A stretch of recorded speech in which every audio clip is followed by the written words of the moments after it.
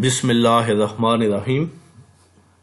Export documentation channel पर एक नई वीडियो के साथ अपने तमाम दोस्तों को खुश आमदीद।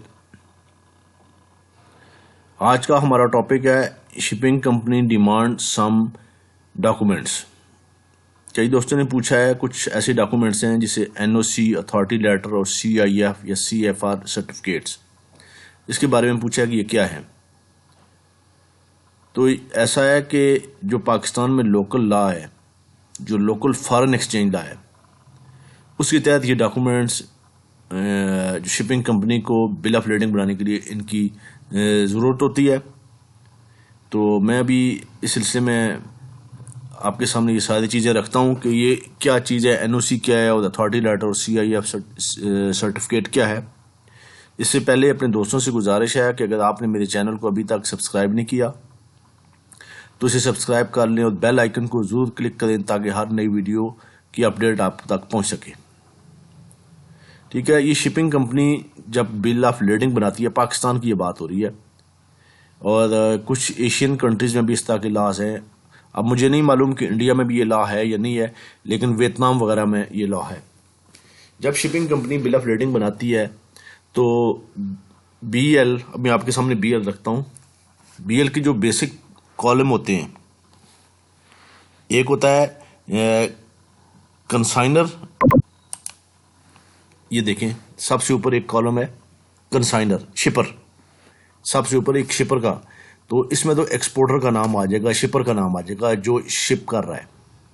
ये नीचे जो कॉलम है ना कंसाइनी, यहाँ पे लिखा हुआ है टू ऑर्डर। तो पाकिस्तान में शिपिंग कंपनी को ये गवर्नमेंट की तरफ से बाउंड किया गया है कि यहाँ जो कंसाइनी का कॉलम है यहाँ पे लिखेंगी टू ऑर्डर ऑफ, आगे पाकिस्तानी बैंक का नाम होगा, किसी बैंक का नाम होगा जिसके थ्रू शिपमेंट हो रही है। यानी पाकिस्तान में जब आप एक्सपोर्ट करने जाते हैं तो आप एक बैंक से फॉर्म ही लेते हैं, एक्सपोर्ट फॉर्म करवाते हैं वहाँ से बैंक से वेरीफाई। इसके बाद आपका प्रोसेस शुरू होता है। तो जो बैंक जिससे आपने फॉर्म ही लिया है, जिसके थ्रू आप पेमेंट कर रहे हैं, तो उसका नाम आ जाएगा to order of, suppose National Bank है, to order of National Bank of Pakistan. ये पाकिस्तान का लोकल लॉ है, फॉरेन एक्सचेंज लॉ है, और मेरा ख्याल है वियतनाम में भी यही लॉ है। इंडिया का मुझे नहीं मालूम कि हिंदुस्तान में इस तरह का लॉ है या नहीं है। बाकी दुनिया में आप सऊदीया में, रशिया में कहीं भी शिपमेंट करते हैं तो शिपिंग कंपनी के ऊपर इस तरह की कोई पाबंदी नहीं होती। वो जो इम्पोर्टर डिमांड करता है वो उसके मुताबिक लिख देते हैं, या जो एक्सपोर्टर उसको कहता है। एक्सपोर्टर की जारी बात है, कहता है एक्सपोर्टर अपने इंपोर्टर की रिक्वायरमेंट के मुताबिक जैसे बीएल चाहता है बनवा लेता है। लेकिन पाकिस्तान में ये इसलिए है कि ताकि फॉरेन एक्सचेंज के ऊपर कंट्रोल किया जा सके, लोग अपनी मर्जी से यहाँ से शिपमेंट ना कर दें और पैसा कहीं भी ना ले जाएं। यानी शिपमेंट तो आप करें लेकिन पैसा पाकिस्तान ही आना चाहिए, जो फॉरेन एक्सचेंज है वो मुल्क में ही आना चाहिए।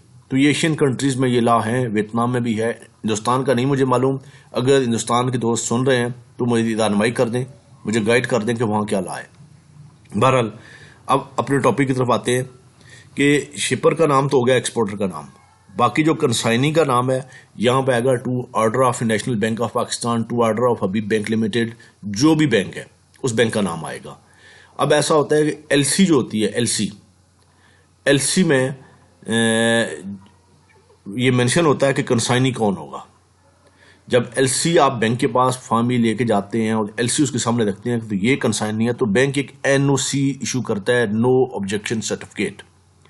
ये जो कंसाइनी का कॉलम है इसके लिए बैंक एक एनओसी इशू करता है, शिपिंग कंपनी से कहता है कि मुझे कोई ऑब्जेक्शन नहीं है, आप इस पार्टी के नाम बीएल बना दें। यानी कंसाइनी में उस पार्टी का नाम मेंशन करते हैं जो एलसी के अंदर मेंशन होता है, क्योंकि जाहिर बात है डॉक्यूमेंट आपने एलसी के मुताबिक बनाने हैं।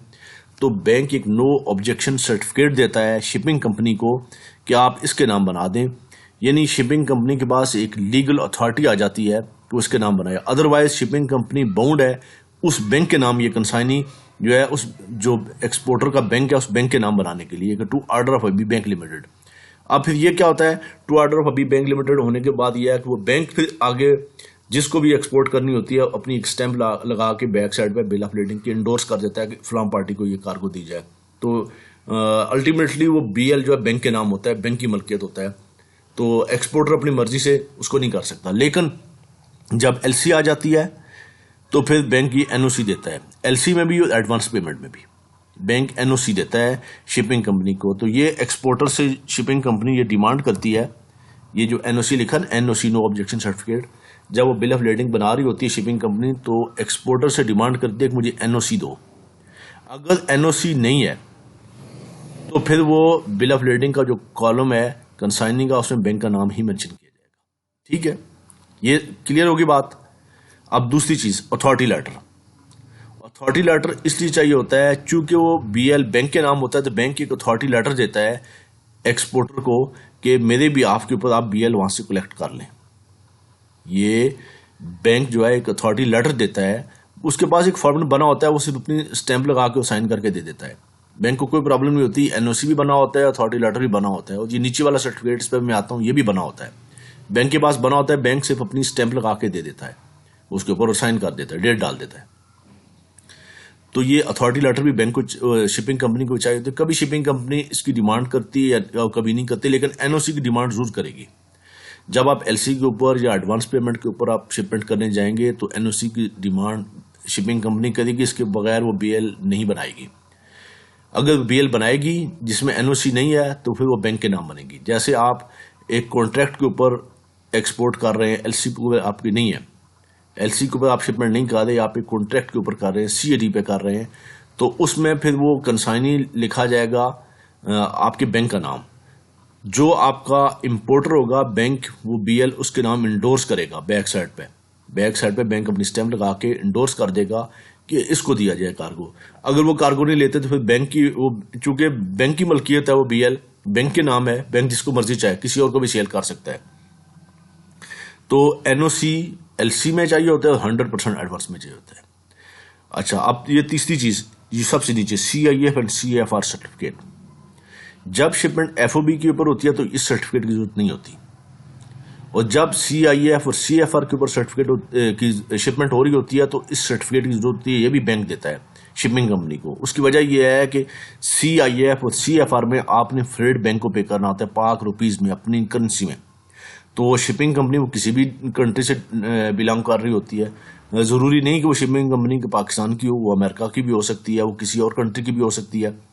तो वो शिपिंग कंपनी जो फ्रेट आपने उसको पाक रुपीज में पे किया है उसको डॉलर में कन्वर्ट करके इस सर्टिफिकेट की बेस पे, ये जो आप बैंक से सर्टिफिकेट देंगे कि ये शिपमेंट सीएफआर पे हो रही है या सीआईएफ पे हो रही है, जो आपने उसको फ्रेट पे किया है उस फ्रेट को शिपिंग कंपनी पाकिस्तान के किसी भी बैंक से डॉलर में कन्वर्ट कर लेगी इस सर्टिफिकेट की बेस पे, और फिर उसको अपनी कंट्री में ट्रांसफर कर सकेगी। तो ये सीआईएफ और सीएफआर सर्टिफिकेट इसलिए होता है। अगर एफओबी के ऊपर शिपमेंट है तो चूंकि आपने फ्रेट पे नहीं करना, फ्रेट तो इंपोर्टर ने पे करना है, आपकी कंट्री में फ्रेट पे नहीं हुआ तो फिर इस सर्टिफिकेट की भी जरूरत नहीं है। ये सर्टिफिकेट सीआईएफ और सीएफआर जब इस बेस पे शिपमेंट हो तो चाहिए होता है, एफओबी पे नहीं चाहिए होता। मेरा ख्याल है सारी चीजें क्लियर हो गई हैं। एनओसी इसलिए चाहिए होता है कि चूंकि लोकल लॉज कहते हैं कि बीएल में कंसाइनी बैंक होगा, तो जब कंसाइनी एलसी कहती है भाई कंसाइनी ये होगा, एलसी के अंदर आप देखें ना तो लिखा होता है कि बीएल किसके नाम बनेगा, तो फिर बैंक एक एनओसी देता है शिपिंग कंपनी को, मुझे कोई ऑब्जेक्शन नहीं है, आप इसके नाम बना दो। तो फिर शिपिंग कंपनी के पास एक लीगल लेटर आ जाता है, लीगल अथॉरिटी आ जाती है, तो वो बीएल उसके नाम बना देता है जिसके नाम आपका बैंक कहता है एनओसी में जो मेंशन करता है। ठीक है, और अथॉरिटी लेटर का मैंने बताया कि चूंकि ये बीएल बैंक के नाम होता है तो बैंक की अथॉरिटी देता है कि ये जो एक्सपोर्टर है मेरी बिहाफ के ऊपर आपसे बीएल कलेक्ट कर सकता है। ये इसकी कोई ज्यादा इतनी डिमांड नहीं होती अथॉरिटी लेटर की। बहरहाल एक लेटर होता है, कभी बैंक दे देता है कभी नहीं देता, शिपिंग कंपनी मांग भी लेती है नहीं भी मांगती, लेकिन इसका मसला नहीं है। मेन चीज है एनओसी और सीआईएफ सर्टिफिकेट, सीआईएफ या सीएफआर। ये उस सूरत में होगा जब एफओबी के ऊपर शिपमेंट नहीं हो रही, शिपमेंट उस बेस पे होती है जिसमें फ्रेट आपने यहाँ पे करना है, तो बैंक आपकी लोकल करेंसी के अंदर जो फ्रेट आपने उसको पे किया है उसको डॉलर में कन्वर्ट करने के बाद दुनिया में कहीं भी ट्रांसफर कर सकता है, सॉरी शिपिंग कंपनी कर सकती है। शिपिंग कंपनी सीआईएफ और सीएफआर के ऊपर जो आपने फ्रेट पे किया है इस सर्टिफिकेट के बेस पे उस फ्रेट को डॉलर में कन्वर्ट करके या किसी भी फॉरेन करेंसी में कन्वर्ट करके पाकिस्तान से दूसरी किसी भी कंट्री में वो उसको ट्रांसफर कर सकती है। तो ये 3 सर्टिफिकेट्स थे, इसमें कुछ लोगों के क्वेश्चन थे। मजीद कोई बात हो किसी पहलू से रह गई हो तो आप जरूर पूछे। मिलते हैं अपने नेक्स्ट ट्यूटोरियल में किसी और टॉपिक के साथ। अपना बहुत सा ख्याल रखिएगा। अल्लाह हाफिज।